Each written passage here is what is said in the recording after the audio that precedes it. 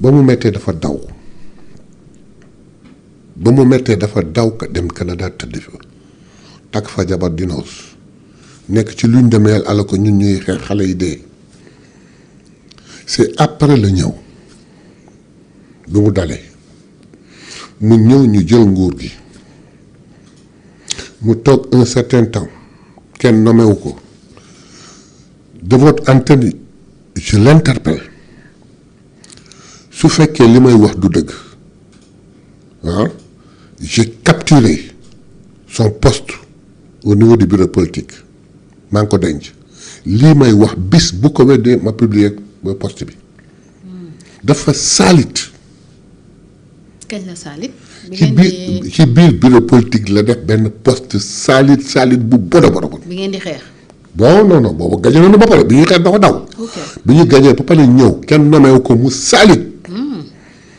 ba am ñu ko yedd mu dindi ko mais ce qu'il ne sait pas c'est que capturé nañ ko denc ko. parce que dafa doon xaar nomination. xam nga mu yéex.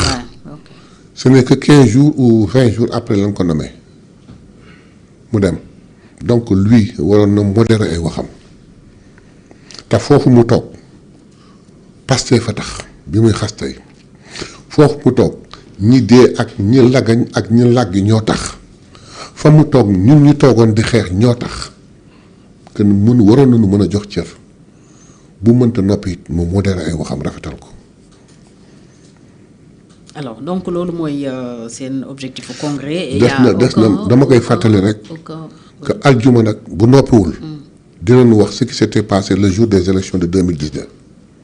élection présidentielle. 2019 bis bu noppiwul. dinañu wax li xew non duñ ko wax tey. j'ai dit bis bu noppiwul dinañu wax li xewoon. pour ñëpp xam mooy kan. qu'il se taise. que nañ ñu bàyyi ñu dox ak suñu parti moom bu ko ñemee qu'il démissionne de notre parti et qu'il rejoigne la coalition bi nga xam ne ñoom la jox bopp sañ na ko def te noppal nu nous ne sommes pas ses adversaires voilà loolu laa ci am. d'accord Yacine Fall lan mooy problème. très bien Amadou ministère de la justice. très bien j'avais commencé bëgg woon dagg sujet bi. vous savez. La décision, le renvoi du Premier ministre, nous avons accès sur la déclaration de Ousmane Sonko. Limogeage Ousmane Sonko. Mais je suis dans l'hémicycle à l'Assemblée nationale, moi, question d'actualité. Nous posons une question, la ministre Yacine Fall, elle a touché du doigt le premier problème. En parlant de la justice, lenteur, de la réduction des comptes et de la justice pour les martyrs. ba wax ni dossier yi li ko yéexal il faut ñu def benn audit pour xam lii lan la c'est hier que Ousmane a dit bu liggéeyam am lu jóge ca kaw kenn xamul fan la jóge ñëw anéantir ko booba xamaguma sax li Ousmane wax mais fi ma toog nii maa ngi je prends en témoin le doyen Alla Kane ma ne moi ma ne ko Yacine wax na de 10 minutes après le président Ousmane Sonko ñëw taxaw wax ci fonds politique yi ba ne mu ne waaw ma geesu ne doyen Alla Kane tey jii la ñuy dàq Ousmane Sonko. kon yow bettu la. wallahi bettu ma mun ma pourquoi ma ne que je le sens ma génn vaquer à mes occupations je crois que j'étais allé dans un plateau au retour du plateau vers 20h ma yegg si soxna si ni ma soxna si man dafa bëgg Ousmane Sonko ba nga xam ni ma yegg si je l'ai trouvé très agité je lui dis que waaye Adja yow tamit lu xewati Adja Seyni bu lu xewati man kay dama gis ni Diomaye dafay wax xaw ma lan la war a wax je lui dis Diomaye buy wax lu si yoonam lan moo la ci gêné mun dama xamul lu muy wax ma ne ko waaw léegi attendons lan la mun ma dama dégg ñëpp a ngi jàpp RTS bu wonoon ma fu ne ñu naan ma jàppal RTS ma ne ko jàppal RTS mu jàpp ma ne ko non Diomaye waxul nee nañu c'est le secrétaire général de la présidence mooy wax mun ma ne ko day dàq Ousmane Sonko mënuma waxal jàmm ma ne ko lu ci dul jàmm alors loxo boobu di ñëw di team Yacine Fall ak ay décision am da ngeen jortu ne c'est le président Diomaye. ca kaw la jóge de kon doole xaw ma nag. ci kaw kay bu passé premier ministre Yacine Fall beneen hiérarchie bi mu am mooy président Diomaye. wax ji yéeg dafa ko. kon yéen pour yéen président Diomaye daal reddition des comptes. wax non et pourtant on apprend par exemple que si dossier bracelet électronique yi ubbi nañ ci information judiciaire yooyu est-ce que du justice mi ngi avancé à son rythme mais que peut-être da ngeen bëgg mu gën a gaaw. justice day avancé ndam ko bëggee. ah dañ doon wax fii le temps de la justice n'est pas le temps. le temps de la politique. Ah très bien c'est une expression qui passe très souvent et que le président de la République a anéanti. Le 31 décembre moo toog ak la presse mu ni on dit que le temps de la justice n'est pas le temps de la politique. Des hommes et de la politique, oui. mu ni nag le temps de la justice devrait être le temps de la population parce que ñoom ils rendent la justice au nom de la population. C'est le président de la République qui le dit. waaw bu ñu bëri sax critiqué woon ko ci lim ne population bi am nañu droit def pression mais déggoo li ñu la waxoon. mais qu'est-ce qui a dû se passer entre temps kon ba mu doxalee noonu fekkee li ngeen di wax. mais juste mais attendez si on le savait donc suñu xamoon ni lii moo koy changer mi ngi dem di changer lii moo koy changer mais kon on ferait tout pour bloquer ko mais personne ne comprend. mais am na lu ngeen joxtu su fekkee moom il s'oppose à la reddition des comptes bi nga xam ne yéen ñëpp da ngeen ko defoon seen cheval de bataille. xam nga je ne sais pas naka laa la ko mën a expliquer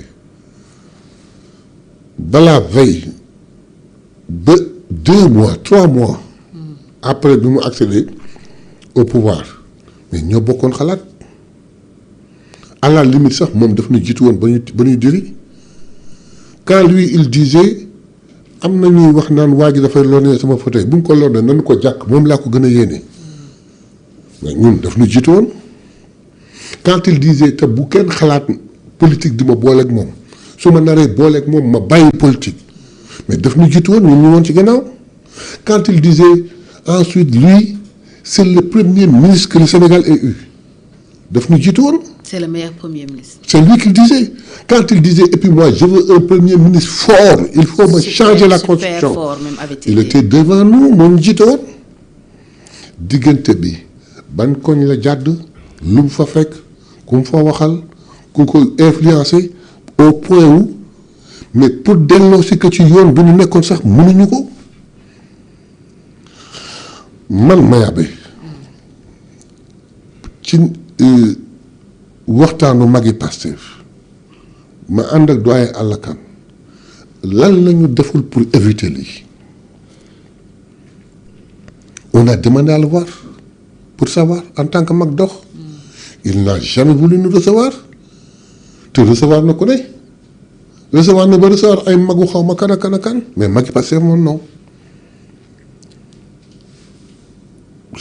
sañ na ko il n'est pas obligé de le faire mais rafetoon na mu def ko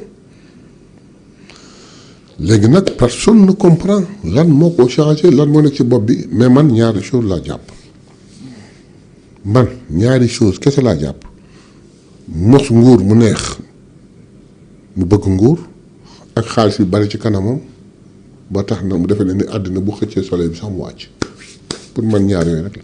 foofu ngeen ko teg.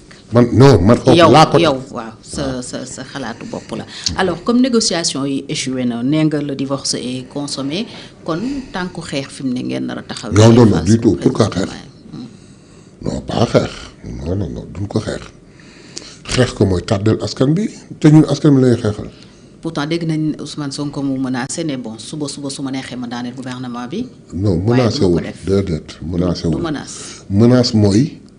xam nga li ngi ci mujj teg dafa lay wan possibilité yi ma am légalement su mu neexoon tey ñu def motion de censure waaye nee na am na bu ko defee ñoom ñu def. non attendez Ousmane dafa ni su ma neexee légalement avec une motion de censure ma daaneel gouvernement bi bu tegaatee beneen ma daaneel ko mais réew mi day tardel te ñun arrangé wuñu donc félicité na premier ministre bi def na passation yëpp jox ko orientation dem yoonam bien que kooku nag moo koy provoqué ba mu wax ko ne que nag yemal say chiffres te nga noppi beneen lu ma xam mooy histoire ma mais nag yaa ngi ak sa gouvernement yaa ngi ak sa palais mais ñu ngi ak sunu assemblée nationale d'ailleurs loolu mooy problème mu nit ñi ñenn ñi ñëw Ousmane assemblée. waaw dinañ ci ñëw léegi. kon dañu xaar boobu ba loolu jot. mais dama la bëgg wax rek ci ni mu waxee ni mooy mën nañ ko yoon may nañu ko am na en France.